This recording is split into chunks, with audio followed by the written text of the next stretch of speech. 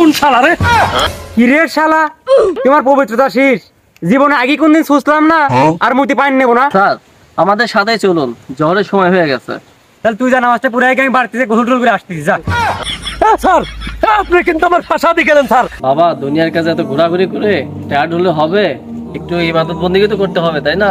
আল্লাহর রাস্তায় আসতে হবে তো, নাকি? হুজুর, আপনারা আমার যে দাওয়াত দিবেন ও দাওয়াত আমার জানা আছে।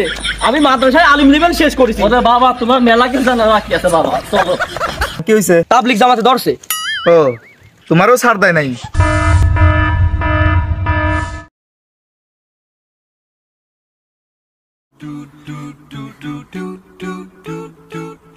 বন্ধু, তোরা কনে তাড়াতাড়ি আয়।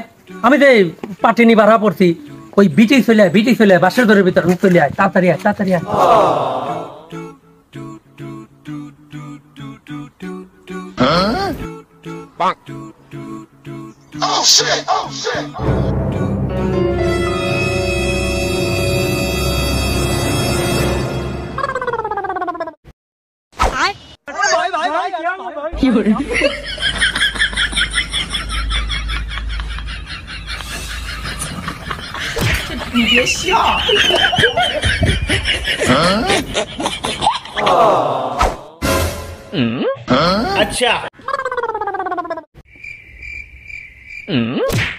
কোন শালা রে?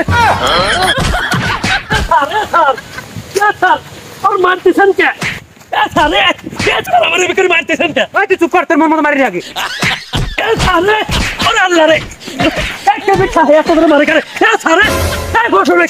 আপনি আমার বিনা অপরাধে এরকম করে কষতেছেন কে? তোর আমি কষবো না মানে? তুই আমার দিয়ে দৌড় দিলি কে? তোর জন্য আমি অর্ধেক মুদা বাদ দিতে দৌড় পারছি। অর্ধেক খানি মুচলেন মানে, আর অর্ধেক খানি আপনি মুইতে আসতে পারলেন না। এখন তো আপনার প্যান নষ্ট হয়ে যাবে নি। প্যান নষ্ট হয়ে গিয়ে আমি কি নামাজ পড়ি নাকি? আপনি তো দেখতে ভেরি পাজি। আইনের লোক হয়, আপনি বেআইনি কথা করছেন কে? পবিত্রতা ইমানের অঙ্গ না, আর আপনি মুতি প্যান বিধি দিবেন কোন নামাজ পড়েনি? ফাজিল সার কোন কার দিনি? কি রে শালা, তোমার আইন শেষ না, তোমার পবিত্রতা শেষ।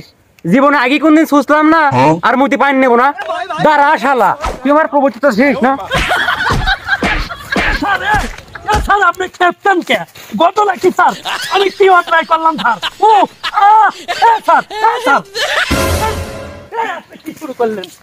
কি শুরু করলেন নাকি? আমার দিয়ে দৌড় থেকে সাতাই কো। আরে আপনি পাজি কথা কইতেছেন কি জানি?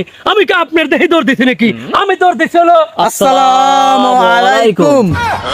স্যার, এবার বুঝছেন তো আমি কি জন্য দৌড় দিছি? কথা মতো বাদ দিয়ে তাড়াতাড়ি দৌড় দে। আরে ভাই, দৌড় পাইতেছো কে? দুটো কথা শুনে যান।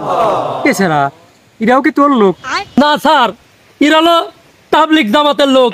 এরা দেখি তো দৌড়াদৌড়ি পারতেছি স্যার। এত দৌড়াদৌড়ি পারতেছেন কে? দৌড়াদৌড়ি কি সাথে পারতেছি? আপনি বুঝতেছেন না কি জন্য দৌড়াদৌড়ি পারতেছি? আচ্ছা, আপনার নামটা কি? আমার নাম হচ্ছে মোহাম্মদ কদু হোসেন লাউ। কদু হোসেন লাউ? তার মানে সংক্ষেপে লাউ কদু। মাশাআল্লাহ, সুবহানাল্লাহ। আপনি কি জানেন রাসূল সাল্লাল্লাহু আলাইহি সাল্লামের লাউ কতটা পছন্দের ছিল? সেই পছন্দের সবজির নামের সাথে আপনার নামের মিল। মাশাআল্লাহ, সুবহানাল্লাহ। আপনার নামটা কতটা বরকতময় আপনি জানেন? আর ভাইজান আপনি? আমি পুলিশ। পুলিশ? মাশাআল্লাহ, সুবহানাল্লাহ। আপনার নামটা অনেক বরকতময় নাম। কিরা কইছে আমার নাম পুলিশ? আমার নাম হলো শাহরিয়ার রফি। আমি হলো পুলিশের চাকরি করি। বাহ, সুন্দর। মাশাআল্লাহ, সুবহানাল্লাহ। রাফি স্যার, তো নামাজটা তো পড়ার দরকার। চলেন নামাজটা পড়ে আসি। না হুজুর, আমার প্যান ঠিক নাই।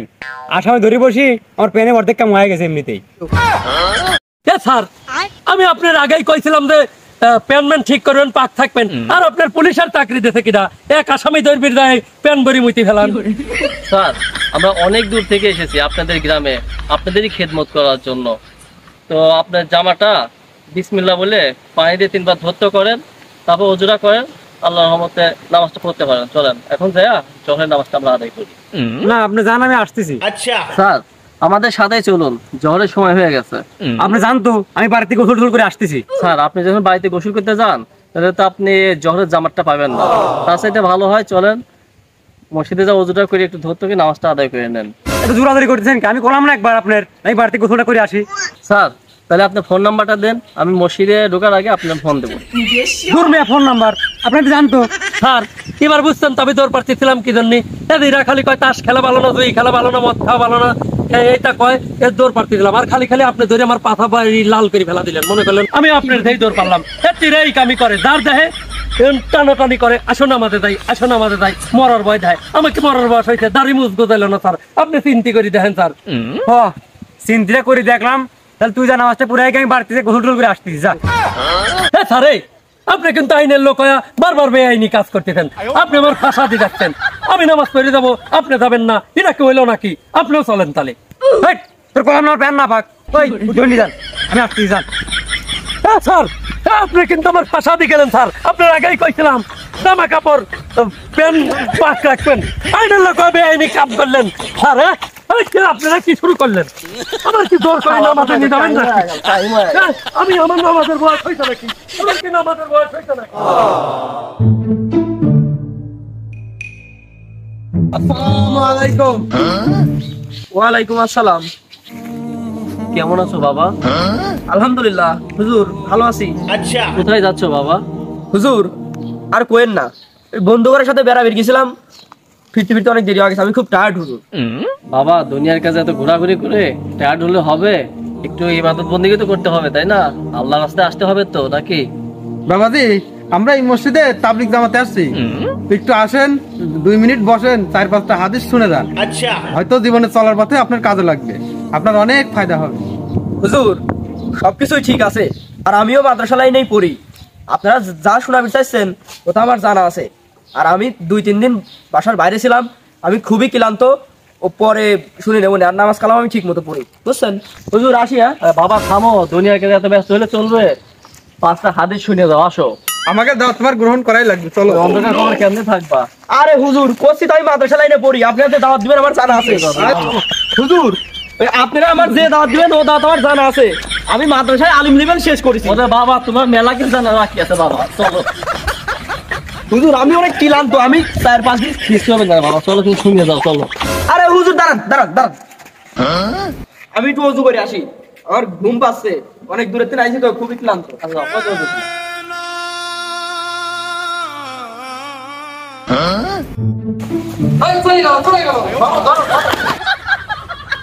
করো। কি ব্যাপার, এত দৌড়াদৌড়ি করে মসজিদ থেকে বেরোচ্ছ কেন? কি হয়েছে? আরে ভাই আর কোয়েন না, তাবলিগ জামাতে ধরছে। ও, তোমারও ছাড় দেয় নাই? আরে ভাই আর কোয়েন না, আমি কলামও যাই, মাদ্রাসা লাইনে পড়ি, আপনারা কি সম্পর্কে দাওয়াত দিবেন ও সবাই আমি জানি, তারপরেও আমার জোর করে টানতে টানতে নিয়ে গেল। আরে ভাই কি খবর, দুঃখের কথা। এই মসজিদে 2 দিন পর পরই জামাতের লোকজন আসে, এই রাস্তাঘাট দিয়ে যারাই যায় জোর জুলুম করে সবারই ধরে ধরে নিয়ে যায়। সে কোন পজিশন আছে সেটা দেখার কোনো ওয়ে নাই। যে যে অবস্থায় থাক না কেন, তাদের কথা হচ্ছে ভিতরে নিয়ে 2টা হাদিস শোনালেই পারলেই মনে হয় তারা সাকসেস। কিন্তু কার কি কন্ডিশন সেটা তারা বুঝতে চায় না। এই তো সেদিন এই মসজিদের সামনে এক রিকশাওয়ালা একটা প্যাসেঞ্জার নামাইছে, প্যাসেঞ্জার নামায় আর একটা প্যাসেঞ্জার কেবল তুলছে, বেচারাকে নিয়ে সে যাবে।